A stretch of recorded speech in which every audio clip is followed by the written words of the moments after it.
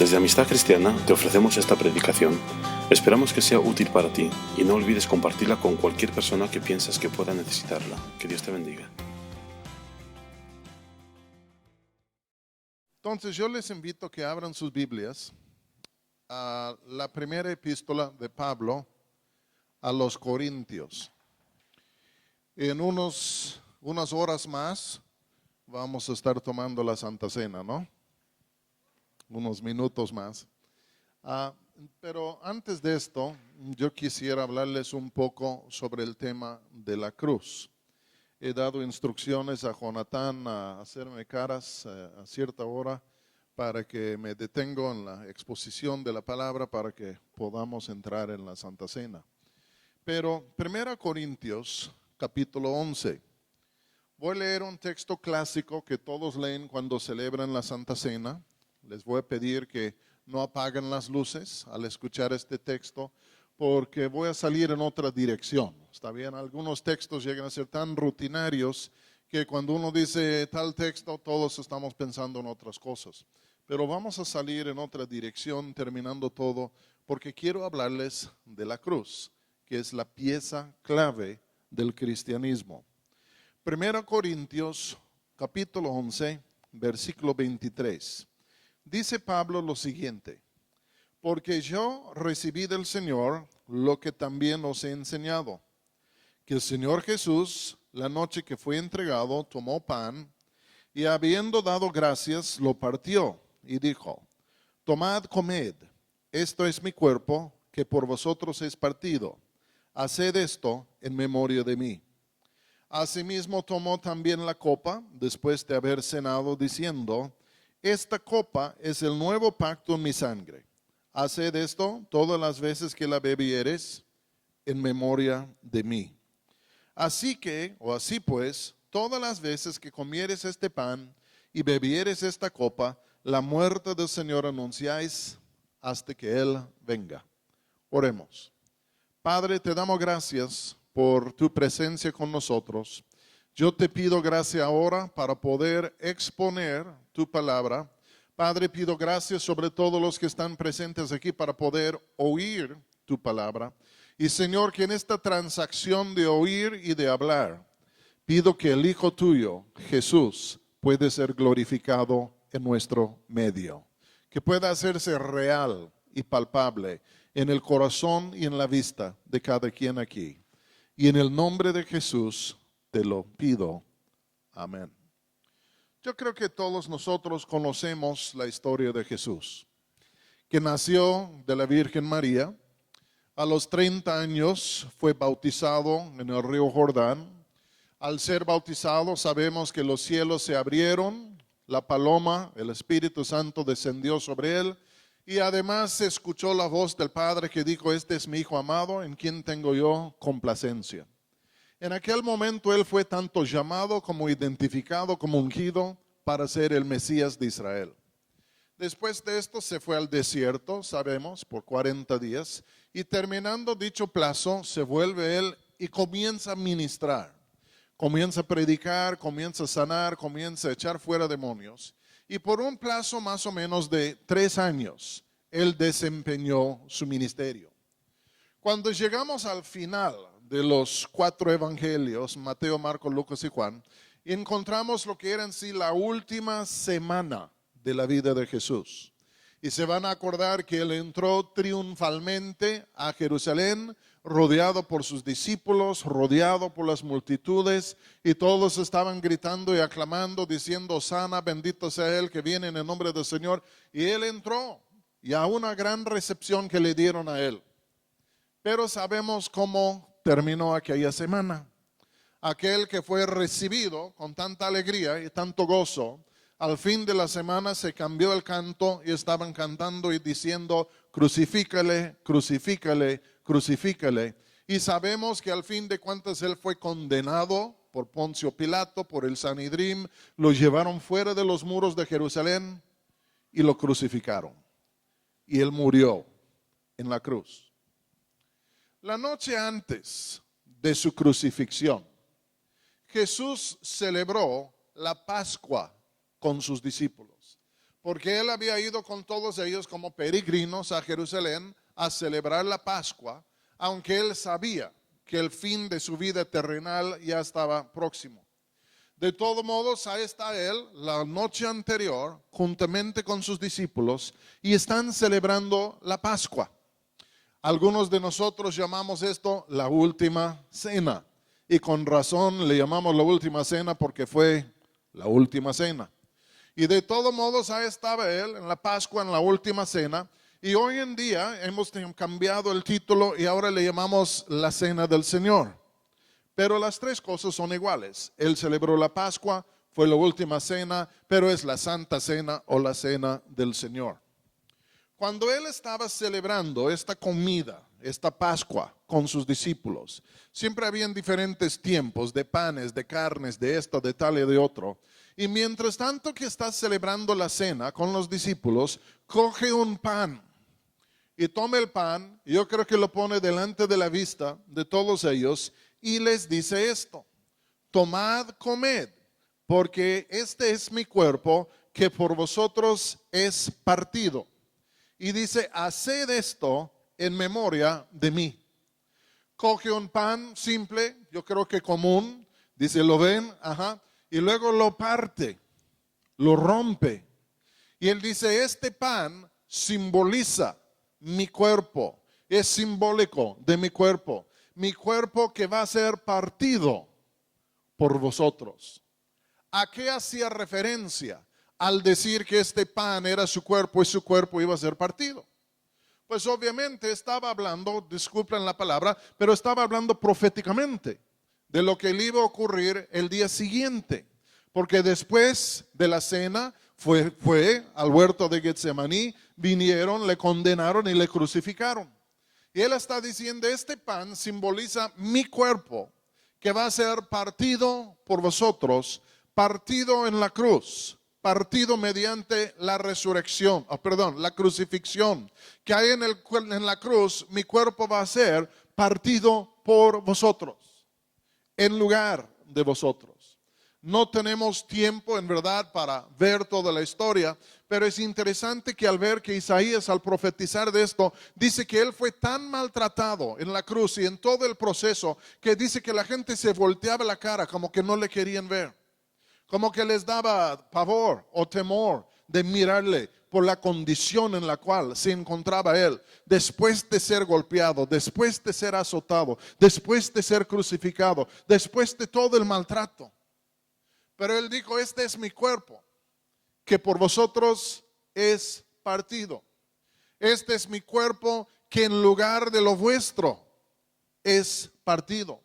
Porque cuando Jesús se fue a la cruz, y cuando Jesús sufrió todo el maltrato que él sufrió en la cruz, cuando él sufrió toda la agonía que él sufrió en la cruz, óiganme muy bien, él lo sufrió en nuestro lugar. Él sufrió lo que tú y yo merecíamos debido a nuestros pecados. Por eso la Biblia nos da a entender claramente que Él es como un sustituto. Él es un sustituto por nosotros. Nosotros merecíamos la cruz. Nosotros merecíamos ser castigados, juzgados, quebrantados debido a nuestra maldad. Pero Él se interpuso, se intervino, se fue a la cruz y literalmente más o menos dijo esto: Padre, el azote que ellos merecen por su maldad, que en vez de que caiga sobre ellos, que caiga sobre mí. Y Él está anunciando su muerte con el pan, diciendo, este es mi cuerpo que por vosotros es partido. Y después de romper el pan o partir el pan y repartir el pan, Él dice esto: haced esto en memoria de mí.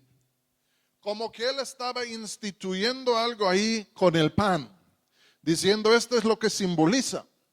Pero después de mi muerte, en tiempos venideros, quiero que ustedes sigan repitiendo esto, que lo sigan haciendo en memoria de mí. Después de partir el pan, sabemos la historia. Versículo 25 dice, asimismo tomó también la copa después de haber cenado y diciendo, esta copa es el nuevo pacto en mi sangre. Y luego dice, haced esto todas las veces que la bebieres en memoria de mí. Yo tengo entendido que en la cena de la Pascua tomaron 4 copas diferentes. Yo no sé cuál de las 4 tomó él, pero él tomó una de las copas y de pronto dice, ven esta copa. Sí, esta copa es mi sangre del nuevo pacto. En otras palabras, toma la copa y ahora le atribuye cierto simbolismo. Esta copa, el vino que está por adentro, esta copa en sí es mi sangre del nuevo pacto. Óiganme lo que voy a decir. Yo creo por el hecho que su cuerpo fue partido, que Él fue nuestro sustituto.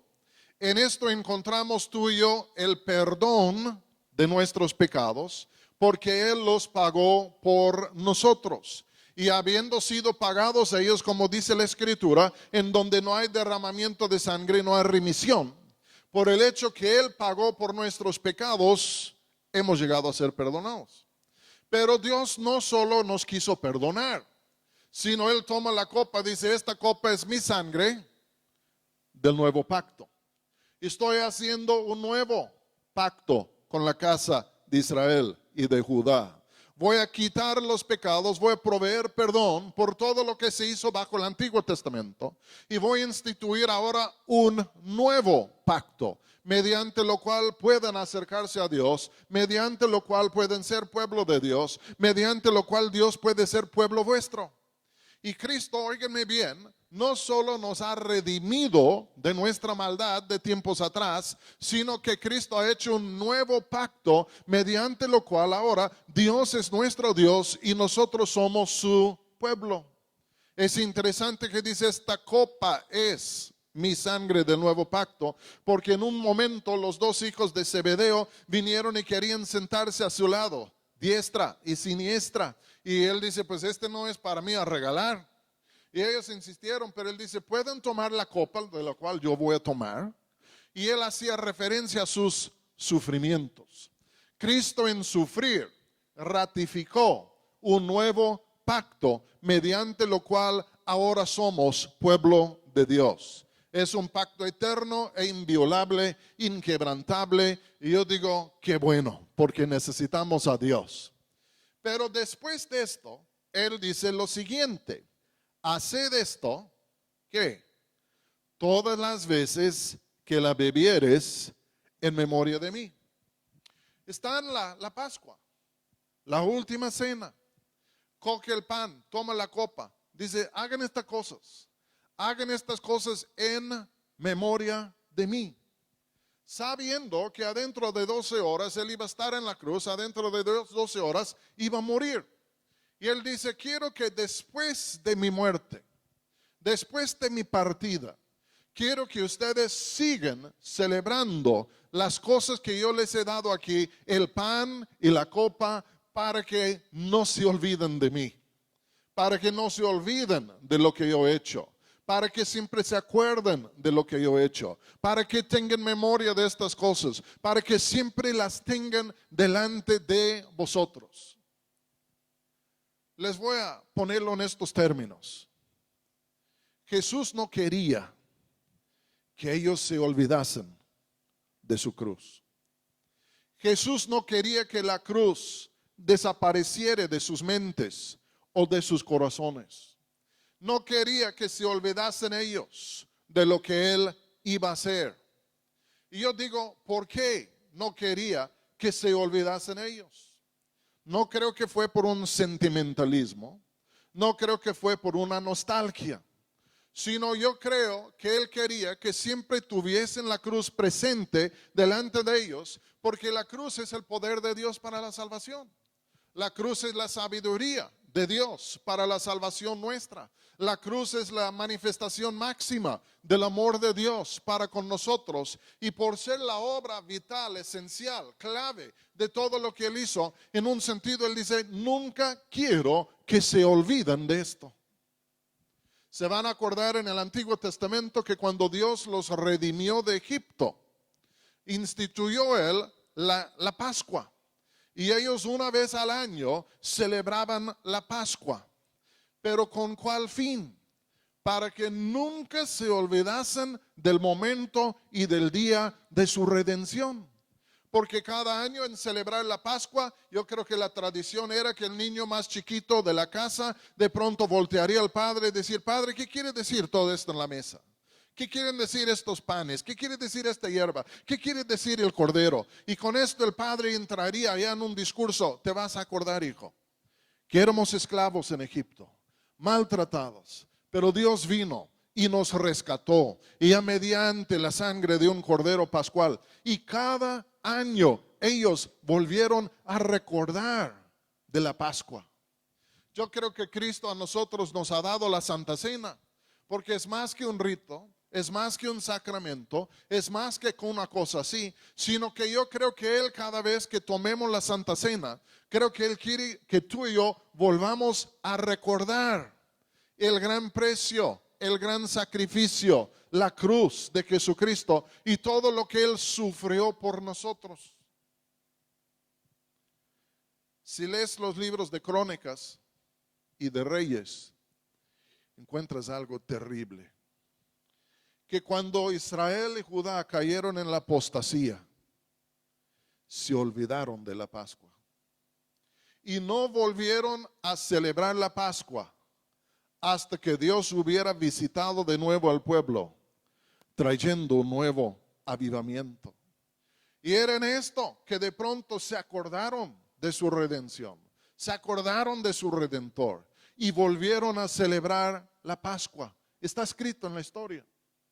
Yo creo muchas veces que cuando una iglesia comienza a apartarse de Dios, a la vez la cruz comienza a desaparecer de la vista de la iglesia, comienza a desaparecer de la vista de los creyentes. Y cuando Dios vuelve a visitarnos en un nuevo avivamiento genuino de parte de Dios, de pronto lo que sucede es la cruz de nuevo comienza a relucir delante de nosotros.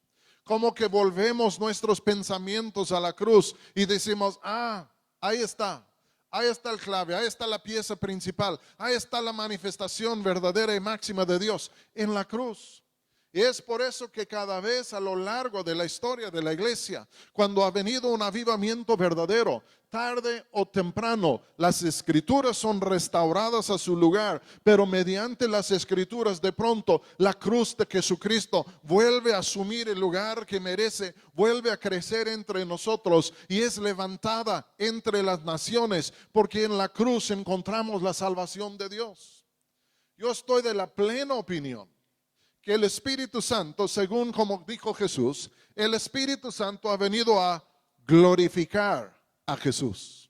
Y este es un término muy grande que abarca e involucra muchas cosas. Pero yo creo que alguno de los puntos principales en esta glorificación que el Espíritu Santo hace es que siempre viene a nosotros y nos dice: vuelve tus ojos hacia la cruz.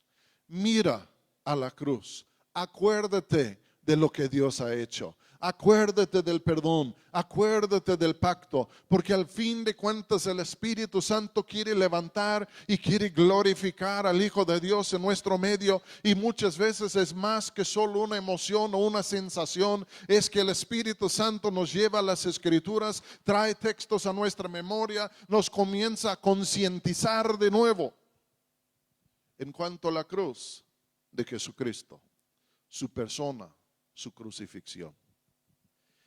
Jesús les dio la Santa Cena porque Él no quería que se olvidasen ellos de su cruz.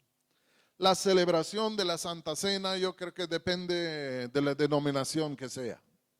Hay grupos que toman la Santa Cena cada semana. Hay grupos que toman la Santa Cena una vez al mes. Hay otros cada 3 meses, otros cada 6 meses, otros cada año. Cada quien tiene su ritmo, yo creo. Pero sea como sea, Él nos dio la Santa Cena con la realidad y con el fin de que nunca, nunca, nunca, nunca nos olvidáramos tú y yo de la cruz del Calvario, en donde el Hijo de Dios se ofreció a sí mismo por nosotros para alcanzar nuestro perdón y nuestra reconciliación con Dios, porque al fin de cuentas todo lo que tenemos todo lo que somos y todo lo que esperamos ser está envuelto ahí en la cruz. Sin la cruz no somos nada. Por la cruz podemos llegar a ser todo en Dios. Pero la pieza clave es la cruz. Hoy en día, y voy a llegar al tema principal, hoy en día, lamento decir que es de moda en muchas corrientes del cristianismo como de ocultar la cruz, o de dar la espalda a la cruz, o de minimizar la cruz. Y estoy hablando del mundo evangélico, pentecostal. Y hay muchas razones. Yo creo que los pentecostales pues quieren hablar en lenguas y yo hablo en lenguas. Pero hay cosas que vienen en donde como que nos da cierta vergüenza o nos da cierta pena y como que queremos esconder o minimizar la cruz. Yo creo que es todo lo contrario en la Biblia. El apóstol Pablo decía que él gloriaba en la cruz y que no iba a gloriar en ninguna otra cosa menos la cruz. La cruz en sí era la pieza clave de su mensaje. Si tú lees el libro de los Hechos, las epístolas de Pedro, de Juan, siempre vas a encontrar la cruz. En los Hechos ahí está. Y hoy en día tenemos la tendencia por timidez, por temor, por vergüenza de quién sabe algo, de querer en un sentido de desasociarnos de la cruz. Y bien puede ser que no nos gusta lo que simboliza la cruz. Pero les voy a decir algo, no vamos a cambiar el mundo si no predicamos la cruz de Jesucristo. No vamos a cambiar el mundo si no saquemos la cruz del closet de nuestra vida espiritual y si no la volvemos a poner en el lugar que merece, porque la cruz en sí es la pieza clave mediante la cual Dios ha comprado redención para el mundo, es la pieza clave mediante la cual las cosas se hacen. Y si queremos sustituir otras ideas más agradables en el lugar de la cruz, creyendo que somos más sofisticados y más inteligentes y más suaves, la verdad es, en vez de estar fortaleciendo el evangelio y haciéndole un instrumento más eficaz, lo estamos vaciando de todo su poder y de toda su potencia. Hoy en día, y yo hablo nomás del contexto mexicano en donde yo vivo, hoy en día desesperadamente necesitamos volver a echar mano a las escrituras. Desesperadamente necesitamos volver a echar mano a la cruz y de ponerle en el lugar que merece. Y hay los que dicen, hermano, pues tú eres muy religioso. Entonces Pablo era religioso. Jesús mismo era religioso. Es tan simple, les voy a decir algo y voy a continuar. Yo pasé varios meses en la casa porque pues, no tenía la fuerza para salir en ningún lado. Y en la azotea de la casa tenemos un cuarto, 2 cuartos, en donde siempre he ido yo a orar, porque ahí está arriba, ¿no? Más cerca al cielo. Y entonces yo siempre he ido por allá a orar y un día mi esposa dice, Roberto, ¿no es tiempo que arregles el cuarto un poco? Parece una bodega. Yo dije, pues tienes razón, ya es tiempo. Entonces llamé a un amigo arquitecto, él vino y ya comenzamos a platicar y luego me dijo, cómprate tantos metros de piso. Entonces, no sé qué pasó, se me fue el avión y fui, compré todos los pisos o los metros de piso menos 2. Necesitaba 21 metros y compré 19. Y entonces estaba pensando, híjole, ¿cómo lo hago? Bueno, yo puedo volver a comprar más, pero no, pues yo tengo unos metros de piso color negro ahí abajo. Entonces me fui al sótano y encontré como 2,5 metros de vitropiso, le llaman, o mosaico, de color negro. Y yo dije, pues ya con esto. Y luego pensamos, bueno, ahí le pongo en la orilla, pongo aquí, no le pongo acá. Y por fin se me vino a la mente lo siguiente. Por el hecho que es el cuarto de oración, ¿por qué no tome yo estos 2,5 metros y pongo una cruz en medio del piso? Para que yo sepa por qué estoy. Para que yo sepa por qué ahí estoy orando. Y entonces le comencé a pensar, pues sí, suena bien, yo voy a poner, pues una cruz en el piso. Pero luego comencé a pensar, pasan los helicópteros de la base militar todos los días. ¿Y qué van a pensar si ellos miran por ahí hay una cruz? Van a pensar que soy muy religioso. Y si invito a algún amigo aquí a mi cuarto de oración y él entra por allá y ve una cruz en el piso, va a pensar que soy de la religión popular. Y comencé a chiviarme. Pero de pronto dije, un momentito, si no fuere por su cruz, ¿cómo es que yo podría venir aquí a orar? Si no fuere por su cruz, ni vida tendría.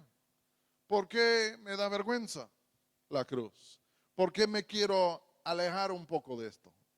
Entonces yo dije, pues cálmate. Y ya eché la cruz justo en medio del piso. Y ahí voy yo todos los días. Y no me siento religioso, sino que siento que mi vida está fundamentada en y sobre la cruz de Jesucristo. Y yo creo que le da cierto agrado a Dios, que no me he avergonzado de la cruz, sino que le he dado el lugar que merece en un sentido. No debemos chiviarnos frente a la cruz, no debemos avergonzarnos frente a la cruz, no debemos incomodarnos frente a la cruz. Y yo sé que muchos no la entienden, pero ahí está. Pero yo creo la neta es esto, mis hermanos. Tenemos que volver a sacar la cruz y ponerla encima y por delante y proclamar la cruz. Porque si no proclamamos la cruz de Jesucristo, no vamos a tener un evangelio poderoso, porque el poder de Dios está en la cruz del Calvario. ¿Están conmigo hasta ahora? ¿Cómo andamos, Juan? Más o menos, ¿no? Okay. Yo creo que fue el deseo de Jesús en darles la Santa Cena. Su deseo fue que nunca se olvidasen de la cruz. Si así fue su deseo con ellos, yo también creo que así es su deseo con nosotros. No podemos tener un cristianismo sin cruz. Yo soy pentecostal de hueso colorado, carismático de carismático, ¿entienden? Loco de locos en cuanto al Espíritu Santo. Pero el Espíritu Santo nunca puede tomar el lugar de Jesucristo y el crucificado. Y nunca podemos sustituir el Espíritu Santo por Jesucristo, porque al fin de cuentas fue el Espíritu quien le engendró en un sentido en la encarnación. Es el Espíritu que le ungió, es el Espíritu que le ayudó en la cruz, es el Espíritu que lo resucitó, porque al fin de cuentas el hombre que el Espíritu Santo más respeta entre toda la humanidad es el Hijo de Dios, y lo respeta por lo que Él ha hecho. Dios no quiere que nos olvidemos de la cruz. Yo creo, la verdad es esta: debemos recordarnos de la cruz en tomar la Santa Cena, pero no debemos limitarnos a solo acordarnos de la cruz cuando tomamos la Santa Cena. Yo creo que debemos tener la cruz presente en nuestras mentes y en nuestros corazones. Yo creo en todo tiempo. Y en un sentido que el recuerdo de la cruz llega a ser algo que rige y gobierna nuestras vidas. Y les voy a dar algunas de las razones por las cuales, muy prácticas. Todos nosotros tendemos a pensar que por las cosas que hemos sufrido en esta vida, que somos los mártires más grandes que hay. ¿Sí o no? Ay, pobre de mí, estoy sufriendo esto. Ay, pobre de mí, esto y tal y otro. Y hasta que podemos caer en un abismo de autolástima. Buenas tardes. Estoy hablando de los mexicanos, ¿está bien? De los americanos. Yo sé que esto no ocurre aquí en España. Pero en otros planetas, hay personas que comienzan a sufrir cosas y luego caen en un mar de autolástima. Y ahí están, pobre de mí, pobre de mí, pobre de mí, pobre de mí. La mejor manera de curar el autolástima es por mirar a la cruz. ¿Qué hemos sufrido tú y yo que Él no ha sufrido? ¿cuál de nosotros hemos sufrido en un grado más intenso o más grande que Él? Si queremos hablar del campeón de los sufrimientos, no es nosotros, es Jesús.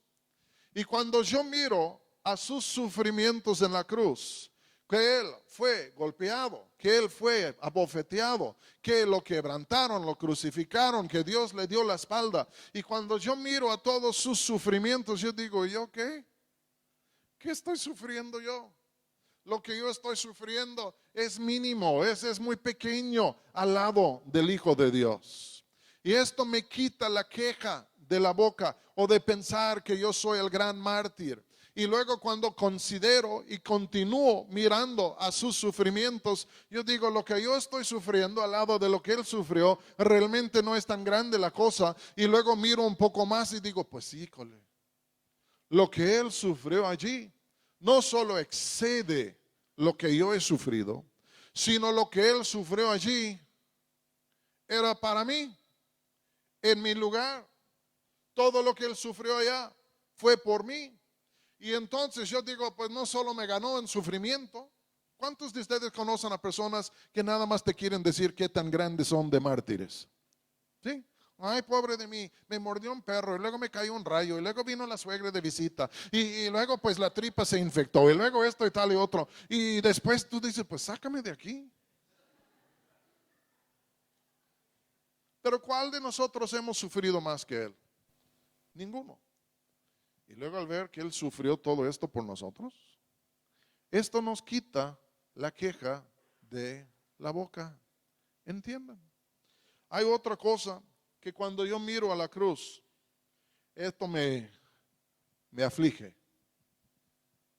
Porque todos nosotros tenemos la tendencia de querer pensar que somos más justos que nuestro prójimo, ¿sí o no? ¿Cuánto captan lo que estoy diciendo? Pues yo soy medio santito, pero tú eres un demonio, mano. ¿Sí o no? Es como aquel que dicen, tú eres asesino. Pues yo he matado a 5, pero fulano mató a 15.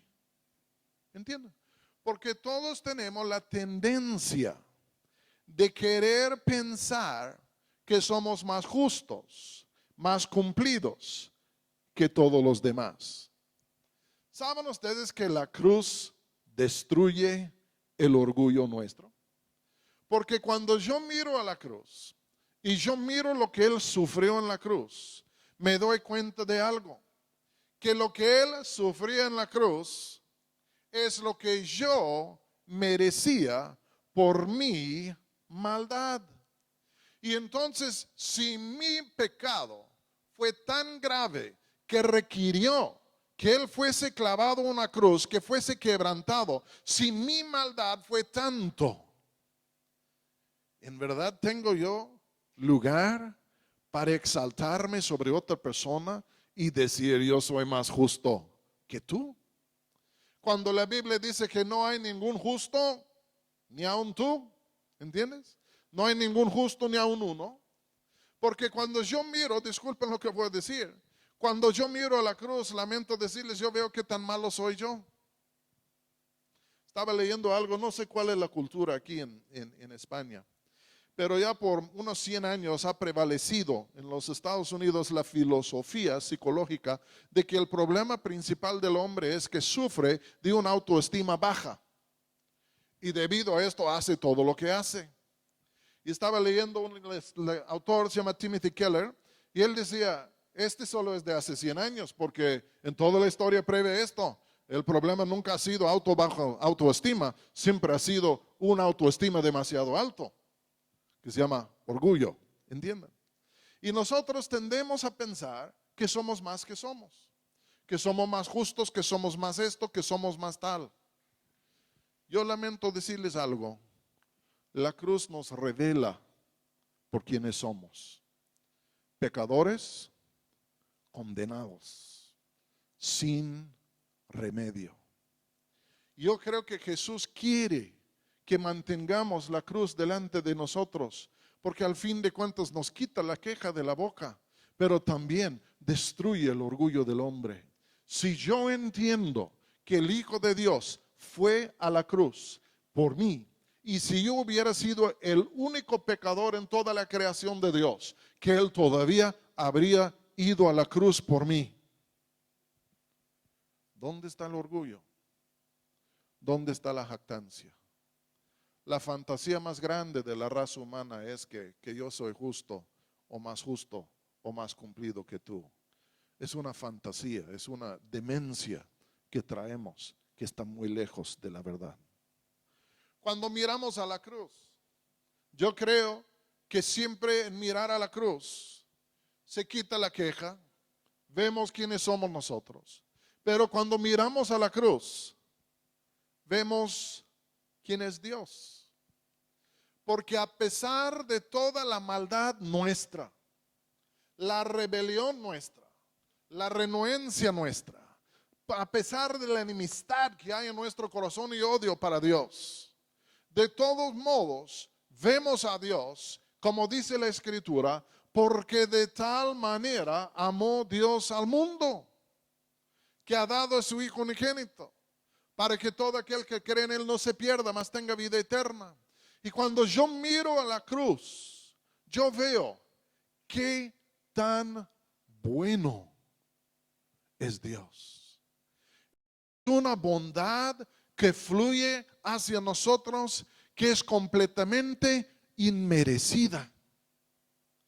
¿Quién puede levantar la mano en reclamo hacia Dios diciendo tú me debes, yo merezco, aquí estoy, tienes que cumplir?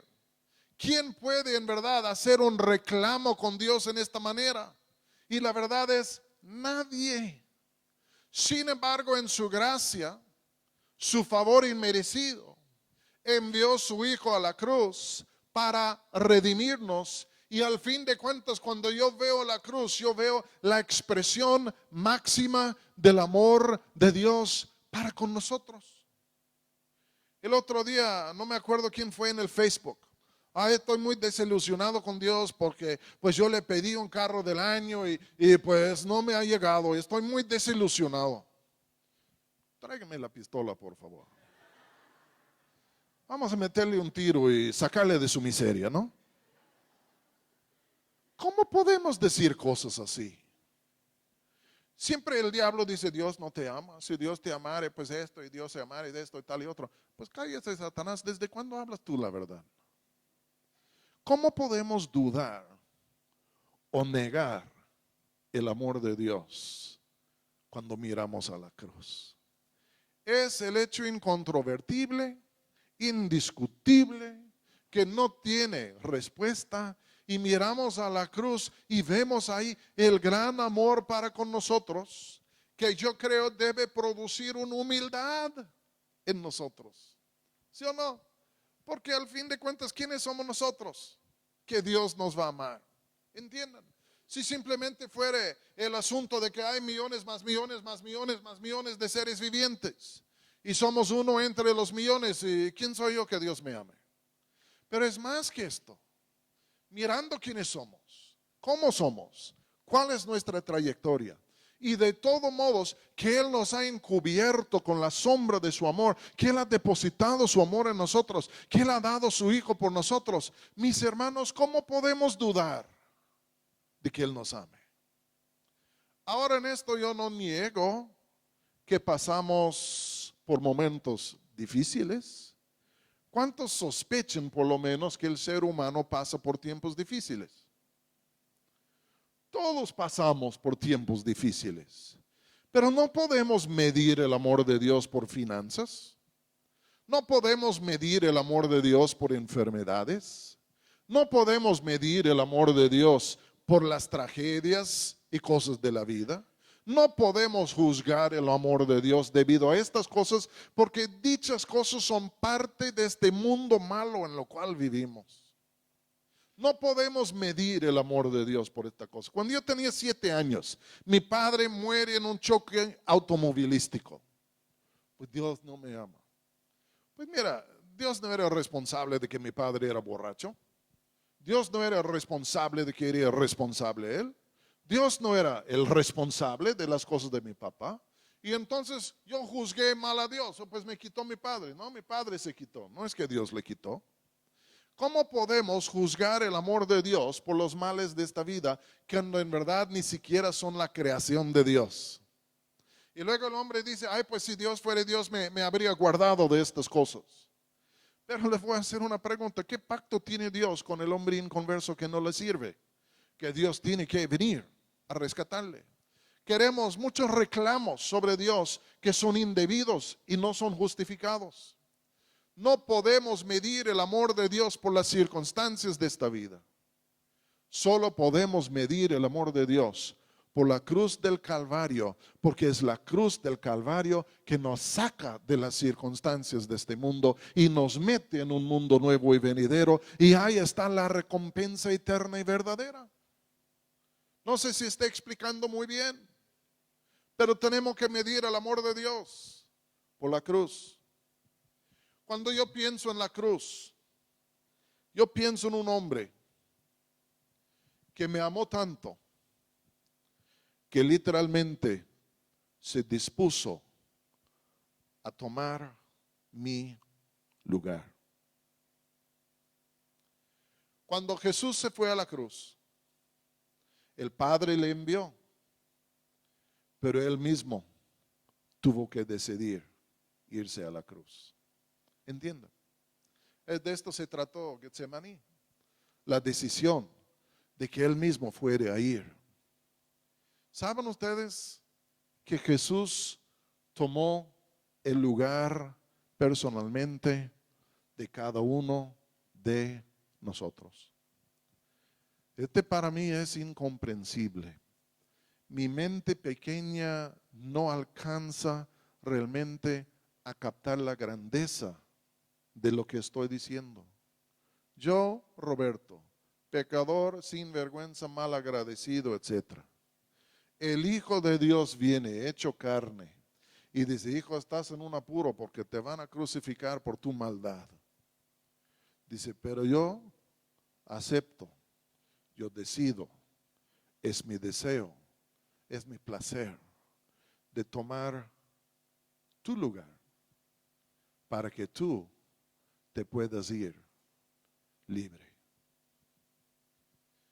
Yo creo que siempre necesitamos tener estas cosas en mente, porque si nos olvidamos de Jesús y si nos olvidamos de la cruz, tenemos un cristianismo sin cruz, un cristianismo sin un Cristo.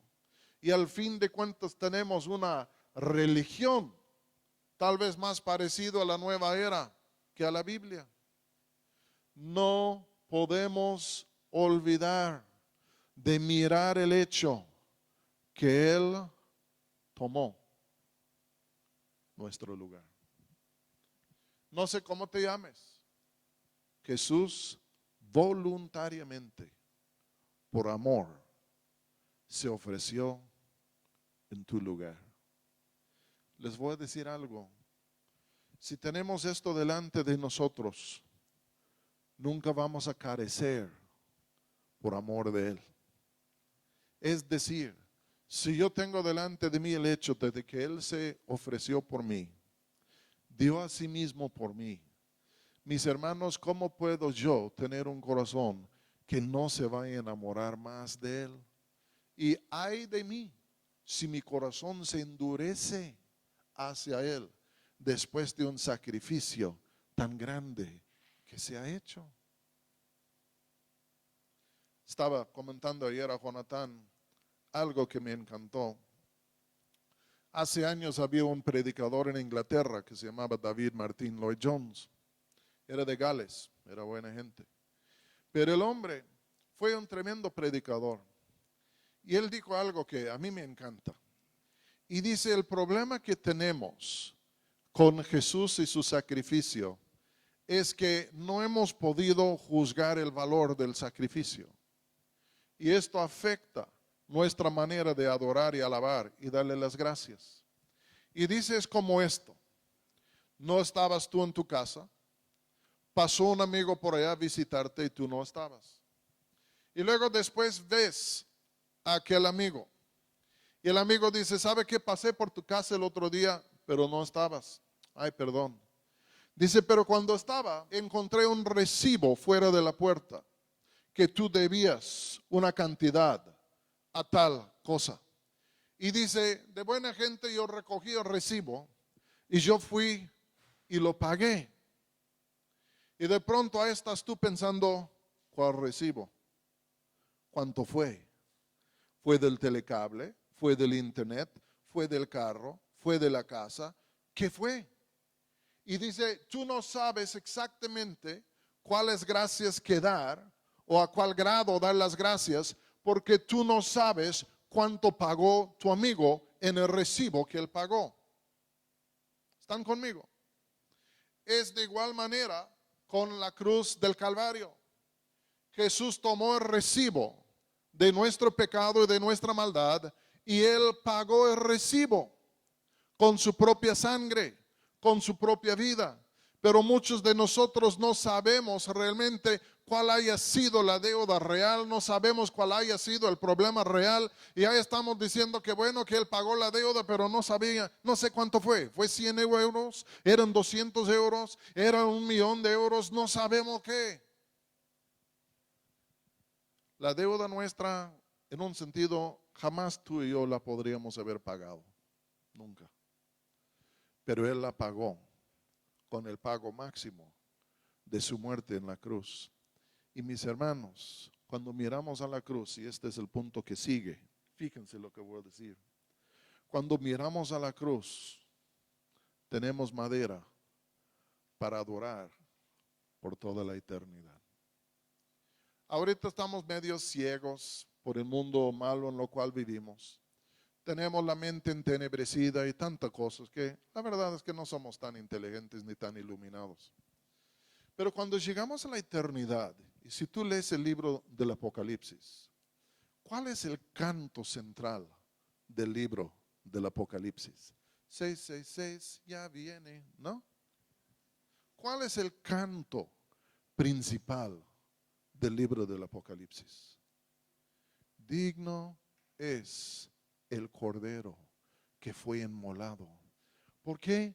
Porque estando en lugares celestiales en donde toda la neblina y el humo oscuro y gris de este mundo ya no existe, y en vista cristalina de las cosas tales como son, la iglesia, los redimidos en lugares celestiales, no pueden dejar de adorar al Cordero de Dios. Y no se cansan, no se endurecen.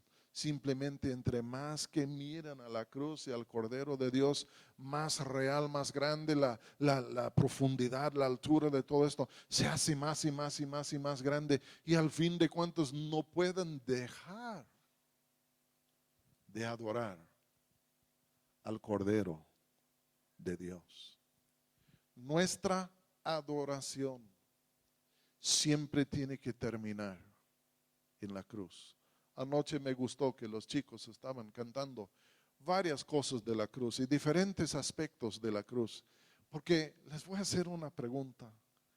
Cuando yo vengo y dice, cansado del camino, ya me siento fatal, ya me quiero morir, me planchó el avión, ya llévame, Señor. Y el autor es amigo mío.